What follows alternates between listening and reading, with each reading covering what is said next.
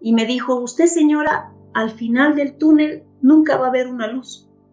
Usted tiene que entender que su hijo nunca va a volver a caminar. Vine por un fin de semana, estuve con mi hijo, él tenía en ese entonces 18 años, y el domingo en la noche me iba en un vuelo a Santa Cruz porque trabajaba allá. Él se quedaba, estaba bien. Sin embargo, a ello, como a las 3 de la mañana, él queda sin poderse mover desde la cintura para abajo. Yo casi me vuelvo loca. El primer evento que para mí fue divino fue encontrar un pasaje en ese entonces en Aerosur, en una fila que no existía en el avión literal, María. No existía. No existía la fila, pero no había más pasajes. Me dieron eso y cuando el que te hace pasar a bordo leía el ticket, sabía que yo podía entrar, pero decía, esta fila no existe, porque no existía. Eso fue literal. Llegué a La Paz, mi hijo para eso ya estaba en la clínica, tuvo una compresión medular que duró más de 6 horas, y cualquier compresión medular que dura más de 6 horas se decreta, según la ciencia, una muerte de la médula espinal, por lo tanto uno no puede volver a caminar. Y eso fue lo que la Junta de Médicos determinó, y hubo ahí un doctor que realmente yo creo, y le atribuí a su juventud, cada relato que él hablaba definitivamente era fuera de tino, y me dijo, usted señora, al final del túnel nunca va a haber una luz. Usted tiene que entender que su hijo nunca va a volver a caminar. Y fue el celo de Dios realmente en mi corazón. Le dije, lo que usted no puede hacer, Dios lo puede hacer. Pero me salió de mis entrañas realmente. Lamentablemente en ese momento mi hijo escuchó la aseveración del médico, y cuando entré a la habitación de la clínica, mi hijo me dijo, mamá, si yo no vuelvo a caminar, me suicido.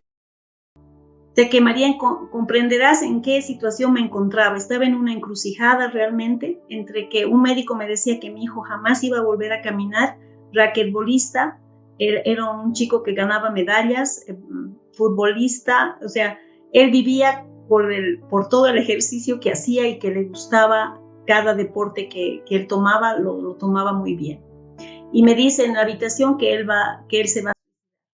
En la habitación contigua estaba una cama vacía. Me entré ahí, me arrodillé y le dije, mire señor, yo sé que yo no puedo hacer nada, acabo de recibir una noticia terrible, no soy yo, quisiera ser yo, es mi hijo, y además mi hijo si se queda así se muere, y yo lo único que te pido es un milagro. Y en 2 días, María, yo vi el milagro. Mi hijo empezó a sentir las piernas y gritaba solamente a su mamá. Me decía, mamá, estoy sintiendo mis piernas. Y empezó a sentir las piernas de absolutamente nada. De nada, María, simplemente las sintió. Este mismo médico joven me dijo, sí señora, pero si su hijo siente algo, va a salir de esta clínica arrastrándose. Yo quería no ser cristiana para reaccionar, pero yo me mordía la lengua y decía, Señor, yo estoy viendo un milagro y quiero prevalecer en el milagro. Y lo único que atiné a decirle es, una vez más, le dije, mi hijo va a salir de aquí caminando. Fui creo, muy atrevida en el milagro, pero mi hijo salió de la clínica a los 10 días caminando.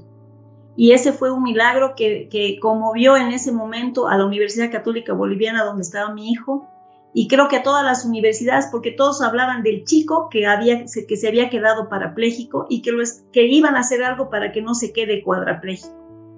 Y mi hijo hasta el día de hoy camina, él ha formado su familia, es un gran abogado, y creo que es el milagro que ha trascendido mi vida. Ese ha sido un encuentro divino con el Señor, y de ahí te puedo contar otros, pero este es el antes y después de toda mi casa, de toda mi casa.